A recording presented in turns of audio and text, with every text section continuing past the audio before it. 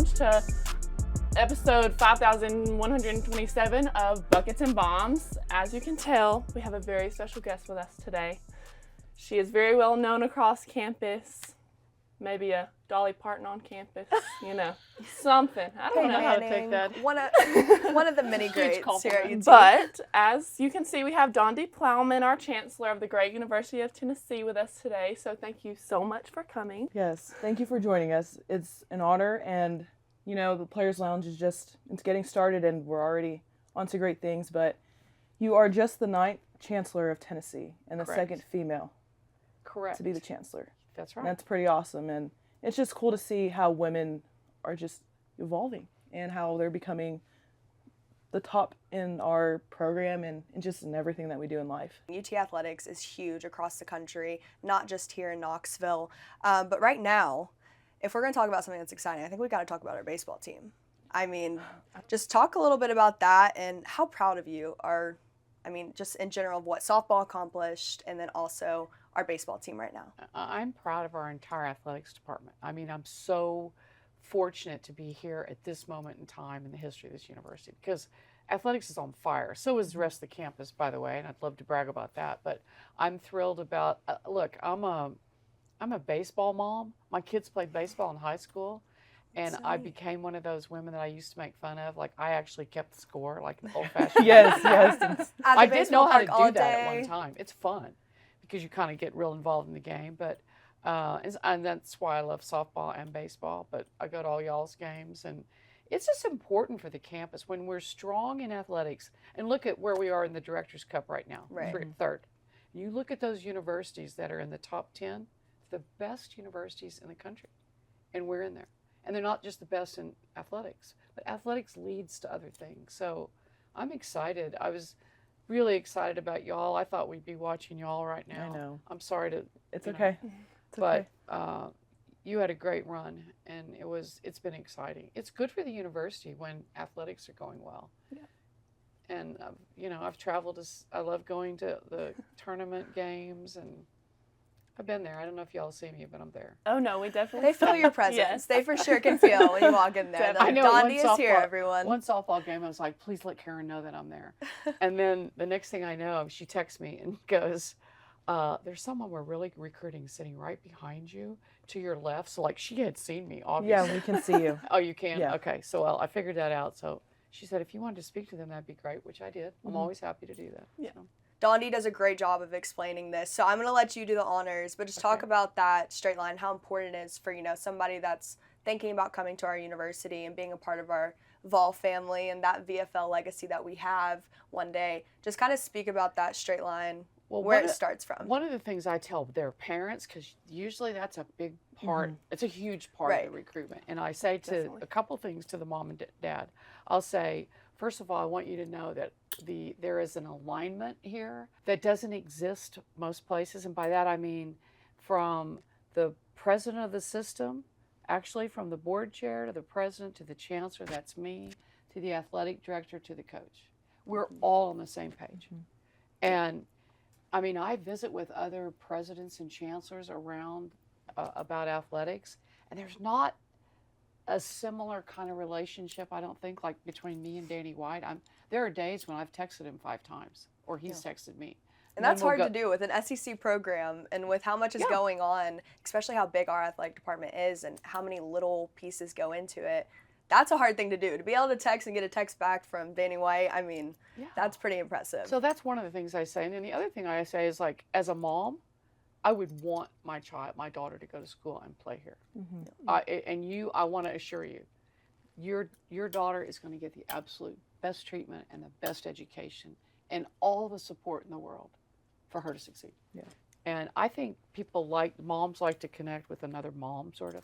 I hope definitely. I hope that helps. Yes, like on recruit trips, like the parents just always find each other and they just start talking. Like you'll see the coaches and the players like coming together, and then there's the parents like probably whispering like, "Oh, do you think like, what do you think about this? What about this? Or what are we doing now? Can we really send them away? Our babies away." But yeah, I will say that parents do have a huge role in like the recruiting stuff too. Sure. Yeah. And I like to hear just from you like that kind of like we were saying, the straight line is like that y'all are all on the same page, because we never think about that kind of thing. But to know that now is just like refreshing, that we have nothing to worry about in our administration. And I never did at all. Like whenever Danny was hiring Coach Kim, like I knew it was going to be the best decision, you know, for us and the university as well. So I'm really glad to hear that. Well, you know, like when I was hiring Danny, one of the questions he asked me was, are people going to go around me to you or to the board?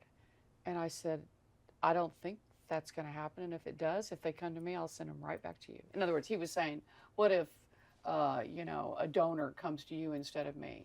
And so that's the way we kind of keep the alignment is if something did happen, then I have to stand behind what I've said. Right. So I think parents get that. As an athlete, I'm not sure why you would even ever think about that. Yeah. But once said, I hope it does have some meaning. Oh, no, it does, for sure. Yeah, and Sarah, you brought up some women's basketball talk there with Coach Kim. One thing that's just set the sports world on fire, I think we can all agree, is the emergence of women's sports. The coverage of it's grown in the media. You're just starting to see so many more people actually get involved and, you know, enjoy the sports that y'all get to play, and y'all have the opportunity here at the university to play. So let's talk a little bit about that. Just, Sarah, you with, you know, being a Lady Vol and that legacy already being so large and so much coverage happening there, talk about what it's meant to you guys, and even you, Zay, to jump in here with softball, about the emergence of women's sports. Dondi, tell us what you think about it. And yeah, let's just go into that. Well, I definitely feel like, you know, being a Lady Vol, especially on the women's basketball team here, like means a lot. And we're, you know, held to a standard, and now we're going to be held to even a higher standard, I feel like, with who we've brought in as our coach now. And I'm really, really excited about that, super excited. But, I mean, you see the media coverage starting from the WNBA. Exactly, and I feel like, you know, that's my sport too. So it's kind of like it's going to trickle down, and I feel like it's going to just keep on going to college basketball, and especially with us, you know, having a lot of eyes on us this season, because we do, you know, have a new coach and new staff and basically a new system, a new way of playing basketball for what we've been doing the past couple years. I just feel like it's going to be really good, and I really appreciate how much people are buying in. Talk about what it feels like playing too, like just the energy and the crowd and the support from the Lady Vol fans. I just did a couple of weeks ago, like we did a little senior highlight video, and the question that Brian Rice asked me was, what would be one thing you tell the fans, like as you're leaving? And I just say thank you, because like when you're on that field and you're taking every moment in, and you're just looking up at the stands, and you just see all those people who care about you and just support the program. And from my freshman year to now, like women's sports has just grown so much, and it's just been awesome to be a part of the growth in the sport. And so just being able to be on the field and seeing everybody out there, and even looking out in the outfield, like those, the porches and the it's so fun to see locos. them. The locos, like they just played a huge role in our sport and just our fan base. And I remember regionals weekend, the Virginia coaches and players said they had so much respect for our fans, because we're going to be loud and stuff, but they're respectful of what they're saying, and they're going to obviously cheer for the other team too a little bit, but it's just they're so respectful, and it's just so fun playing for fans who are always by your side no matter what, win or lose. I know we're talking a lot about us, but the football program, baseball, basketball, like it's just everything school, literally. Yeah. And so, I don't know. We won that cup. I like to say, we did. The Learfield. We're on fire. Yeah. Like the whole university and everything we're doing, the trajectory's like that. Yeah. And I'm just so proud. And I think athletics has had a big part of it. You know, when you stop and think about, we get a new athletic director, he walks in the door and starts creating this culture, and everybody's performing better. It doesn't, in one sense, it doesn't make any sense. But, you know, that was very academic sounding. Right. No, but that brings up a really good point. How do you kind of see, like, just the university and the University of Tennessee as a whole just committing to that deeper level and really taking those next steps? I mean, we see it with the upgrades all across campus, the baseball stadium, all the renovations there, our athletic department and our athletic building is growing, and we're adding some, you know, different things to Anderson. So talk a little bit about that and our commitment just as a university. So let me tell you, this year's applications to come to school here 59,000 Oh, to be a that freshman is here. crazy. That's insane.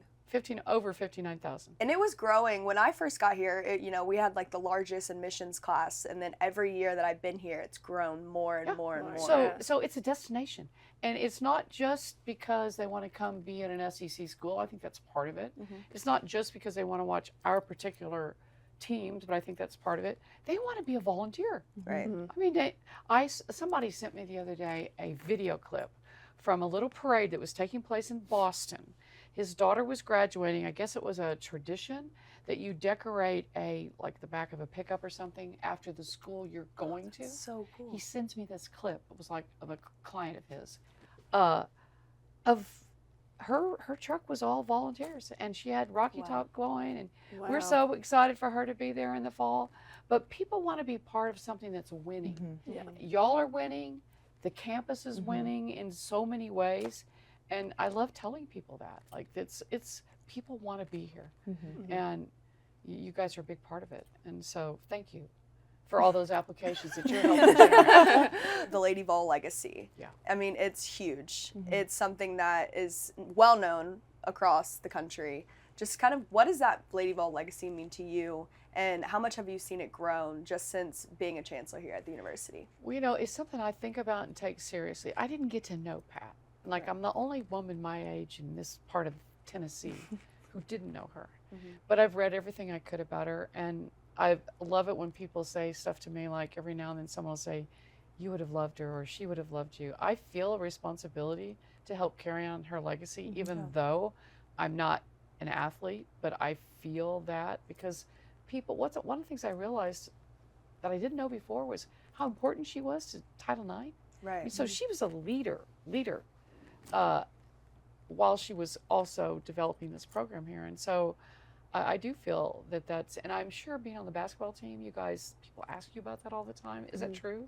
Like, yeah, we definitely, I mean, we've heard stories, of course. Yeah. A lot of stories of how she was in practice. And like, we recently, before we got to go home on break, towards the end of the spring, we had alums come. Yeah. And they were like, oh my goodness, this is just like how Pat was in practice. Like, this is just like one of her practices. We're so excited for y'all. So to hear that is just really cool, because I would have loved to play for her, of course. And so just to be able to bring that back to the Lady Vol legacy, I think means a lot. And, we're a part of this team that's going to be able to do that. But definitely feel like that's the first thing that comes to a lot of people's minds. Is, Pat Summitt. Lady Vol legacy, Pat Summitt, like immediately. So, I mean, I'm thankful for, everything she's done, especially for the basketball program, but just for women's sports in general. I read something the other day, though, and it was this sports restaurant up north, and they were only showing the women's basketball tournament. They were not showing March Madness for men's, only women's basketball, and also now with the College World Series, they're only showing softball. They're not having any College World Series for baseball, no male sports, which, I mean, I could see how they could lose some business there, but I feel like just with how much it's grown, people want to see more of it. Yeah. And if we're talking about viewership just across, ESPN, CBS, different outlets, you're starting to see so much more of that coverage. And I'm being a fan of you guys and just, women's sports in general makes me super happy, and it's just something I feel like you're starting to see more of, and that's something I'm really proud of. Yeah. There's like 3 games this week where it was the most viewed game, and then the next game was the most viewed game. Then the Oklahoma-Florida game was, I think it was that game. It just keeps growing. And so when it's like all over social media, people are going to see it, and I guess the passion that these teams are showing, it's, before people used to say like, you guys are women or girls, you guys shouldn't be acting like that. But like, why not? We're athletes too. We can do what we want to do. We're showing our love for the game, how we're showing it. And so just seeing it grow, and even basketball, and it's just awesome to see. Also, I think the Final Four game, I saw something, I was just like, wow, like the amount of people that were filling that stadium, that is crazy to me. Like, it was even more packed than I think I've seen some of the NBA final games on TV this past year. But I'm just saying, like, it is something, like, just the sellouts, even at TVA, like, I mean, they're always sparking the summit. You're always seeing it at the Lady Ball games, whether it's softball, out at y'all's field with the Locos, or just your fans in general. It's incredible to see. What have you seen, Dondi, though, just across athletics as a whole, even soccer? Yeah, it's all growing in a great direction. But I at softball, I have 4 seats over there, and I don't often use the other 2. Sometimes I do, but during the tournaments, I felt really responsible, like other people getting turned away because, and I thought, what a great problem that is. This place is sold out, so I'm like, okay, we need to make sure somebody's using these tickets because other people are getting turned away. That's awesome. Yeah, definitely.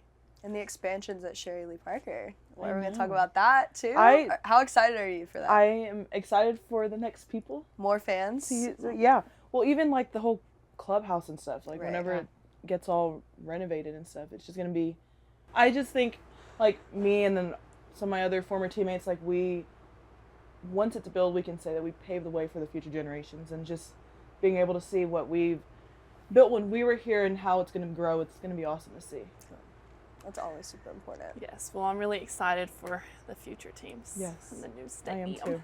But we're going to take a little bit of a shift, talk about education some. I know we've touched on it some, but I mean, you're very involved in campus, whether that be, being with freshmen moving into the new dorms or just around campus, and people's names. Like I thought of that today whenever I was on the way here, like you remember names, and I feel like that is just because you remembered my name. Every time you've come up to me, you've remembered my name, and you've just talked to me like, I was one of your best friends, and it kind of how Dolly Parton made you feel. So I just want you to be able to talk about just what it means for you to be able to engage with students and how you see, the education at the University of Tennessee preparing us for the future careers we want to go into. Well, first of all, I remember your name because you're a star. Okay. So that's easy to remember. I'm not as good at it as you think I am. But, I'm so proud of what we're doing here on campus. And in a lot of ways, we stood up a new unit called Student Success. And we really, the people who started that, looked at what is it we do at the Thornton Center that really helps students in that first year with athletes, and let's try to replicate that on campus. And so now all the students take their Clifton strengths. Everybody knows what their top 5 strengths are. Like I love to go up and ask somebody what theirs are. Mine's strategic, achiever, positivity, futuristic, and maximizer, and woo is my 6th one. I have a woo in there as well. I'm shocked by that. Dang. I have a woo in there as well. I need to memorize mine. I do too. So we've had like 18,000 students take that, and the top 2 for the last 3 years is probably in yours. The top one is restorative. Mine is that one, Yeah. That's one of mine. It's the number 1, like on average, for 3 years. And the second one, restorative, means they like to solve problems, fix things. Like I always say, well, there's a lot of stuff in our world that needs to be fixed, so that's good. And number 2 is competitive. So it's just kind of interesting knowing that. I like to ask students that, but I think it differentiates us from every other university in the country. There's no university doing that. And I think it's important because, like, we know corporate America uses that tool a lot. And just to be able to know about yourself, okay, I'm good at this. How can I use that to be better at that, kind of thing. And there's no one set of strengths that say, oh, a leader does X. Yeah. Good leaders are people who just leverage the strengths they have. So I'm really proud of all that. And the whole volunteer experience, trying to make that something that really means something. And I see it all the time among students. And a lot of students, they try to be like our athletes, to be honest with you. So you guys really embody that. Yeah, Coach Karen made us take a Clifton one. Yes. Like in postseason. Did she? Yeah. Good for her. Yeah, she loves that thing. Okay, well, I have one more question. Okay. So back to when you were in college, who made like the most impact on you, and what did you take from them that you may be using now for the students you're engaging with here at Tennessee? Well, I'm embarrassed to say it wasn't a professor. Okay. I majored in English and I loved it. It was great. But the part of my undergraduate experience, I went to SMU, Southern Methodist. The part of it that really got me charged up was I got involved in leadership stuff. I was an RA in a dorm.